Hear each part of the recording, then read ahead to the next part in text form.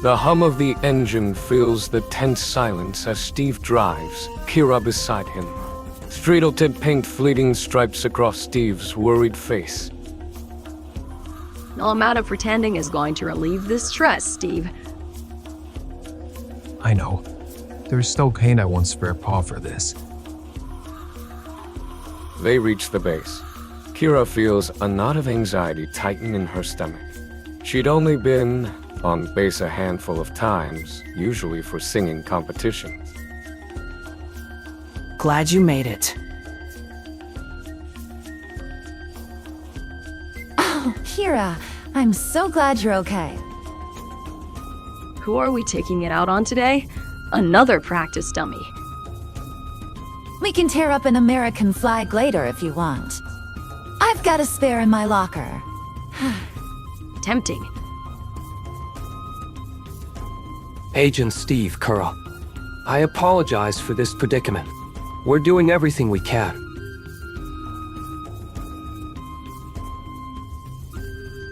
Sir, I hope we get her back.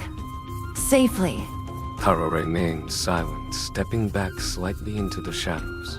Her usual boldness seems to have evaporated, replaced by a quiet apprehension. Where's Kate? We need to figure out where Paul took Tina. Now. She's analyzing the security footage from the bowling alley. We believe Paul may have utilized a similar gas to the one he used on Kerr. That gas. That gas. Kira's voice trails off, the horror of her captivity etched on her face. The bustling activity of the Canadian military base fades into a dull roar as the memory consumes her. We need every available resource on this. This isn't just about Tina, it's about stopping Paul before he hurts anyone else. Agreed. Agent Steve, I'll keep you updated. Thompson turns and strides purposefully towards the main building, leaving Steve and Kira standing in the crisp morning air.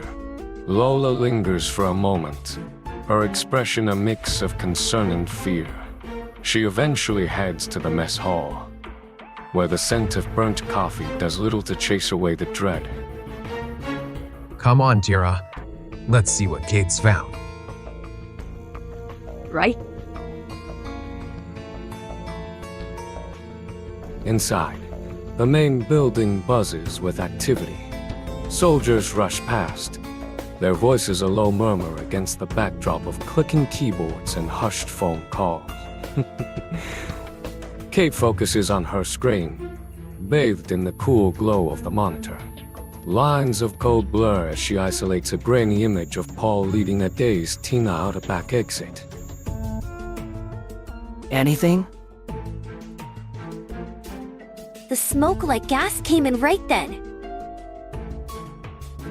Kate pauses the recording at the image of Paul and a shadowy figure, later identified as Matthew, arriving at the bowling alley.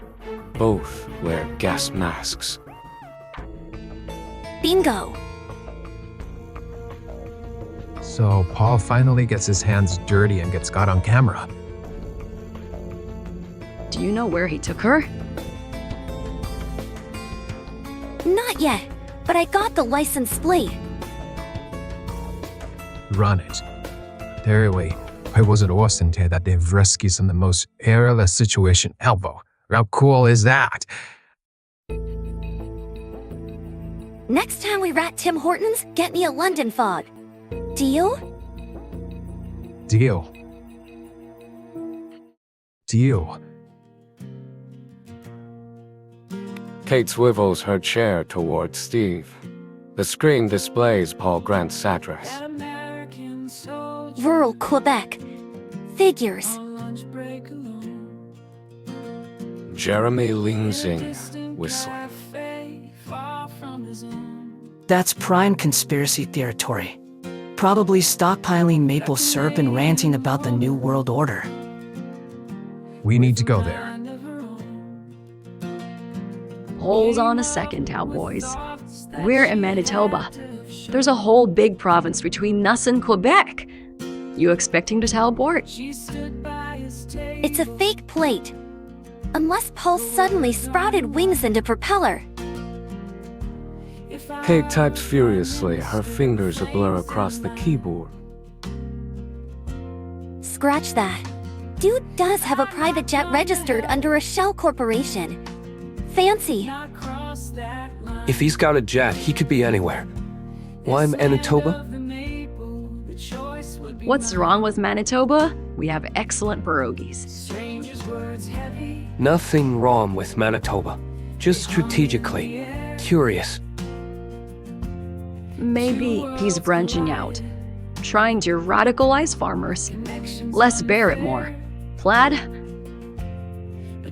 Steve paces, impatience radiating off him.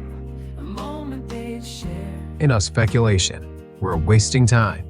We need to be in Quebec. Now. The group quickly gathers their gear. The tension in the room is palpable as they prepare for the unexpected journey ahead. This is going to be a long flight. Hours later, they land in a small, rural airstrip outside Quebec City. The biting Quebec wind whips through their hair as they step off the military transport plane. Let's find him. Let's find him. As Steve and his team set out on their mission, the sun dips below the horizon, casting long, ominous shadows over the city. Meanwhile, in a luxurious penthouse, a sinister scene unfolds. You know, Tina, I've always appreciated your spirit. It reminds me of Kara's. I'm nothing like Kira, and you know it. Oh, I know. But you see, Kira cares about you. And that makes you valuable. Your obsession with her is sickening. She will be my queen, and I will be king of a new Canada. Canada is part of the Commonwealth. You're a traitor. Oh, Tina, such antiquated notions. This is a new era. And in this era, I make the rules. Kidnapping is still a crime.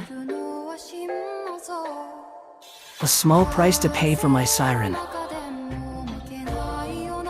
She's not a siren. You made her that way. And I will make her mine.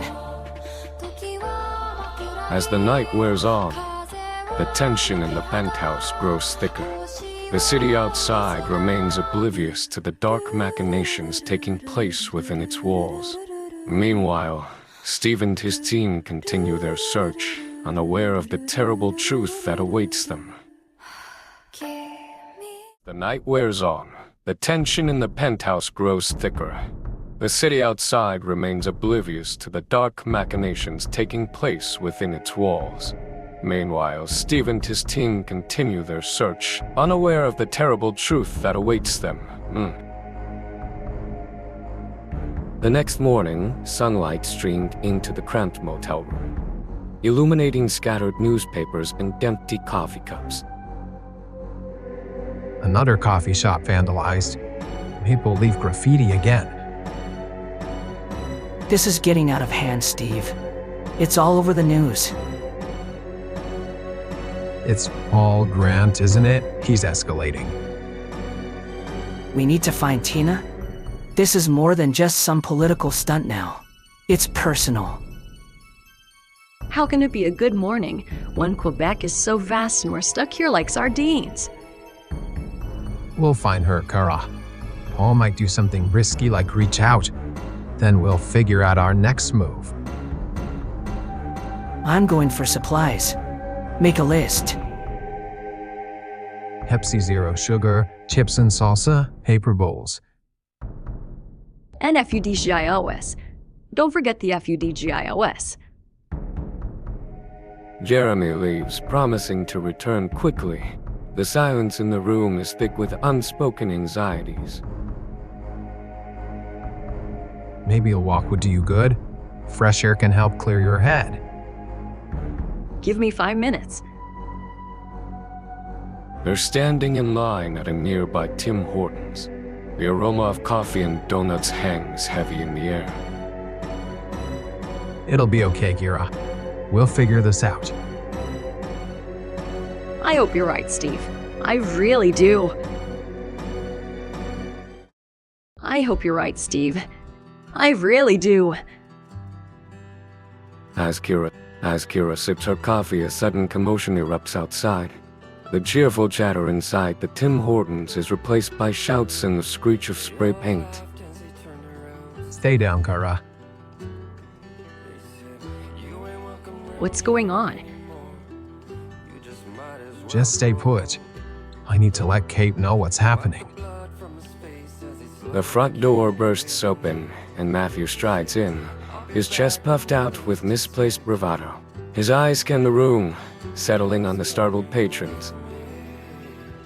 This is just the beginning. Paul Grant will cleanse this land of American filth. Whispering, this is it. Grant is the true patriot. He will lead us to a glorious future, free from the Yankee oppressors. Steve. Sure, this is what we needed. The Tim Hortons owner, a stout man with flour dusting his apron, rushes towards Matthew, his face flushed with anger.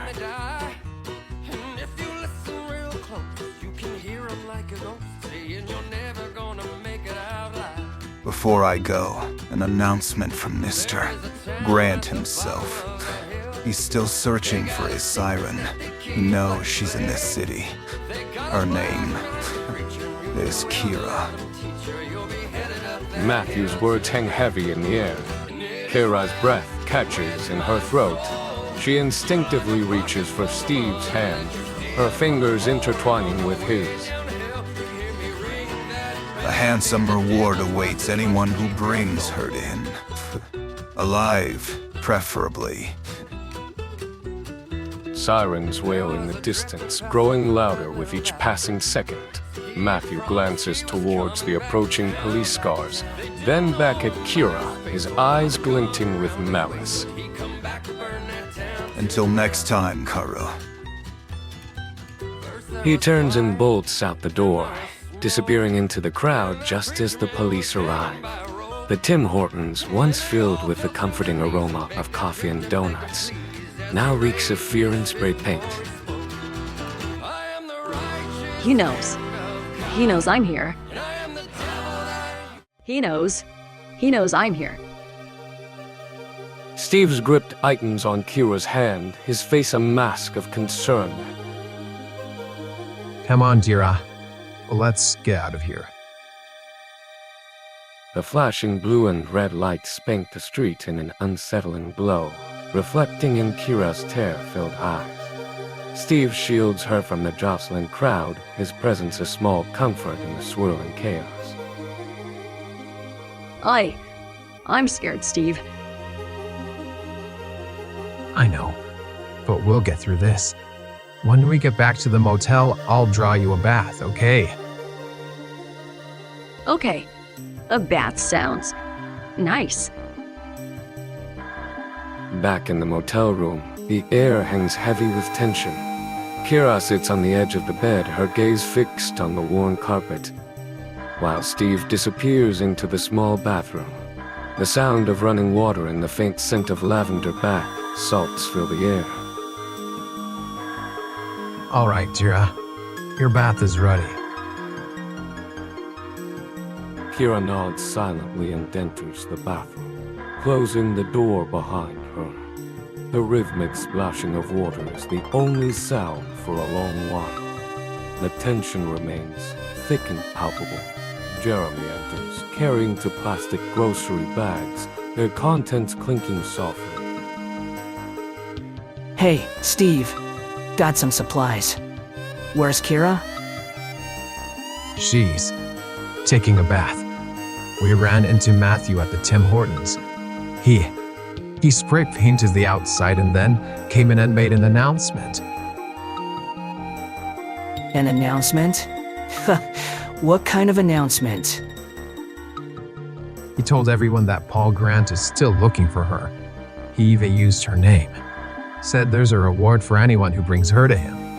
Alive, preferably. Damn it. I hope Kate is working on this. This is getting out of control. The sound of the water stops. A moment later, the bathroom door creaks open, and Kira emerges wrapped in a towel, her face pale but composed. The tension in the room shifts, thick with unspoken fear and a growing sense of dread. What are we going to do?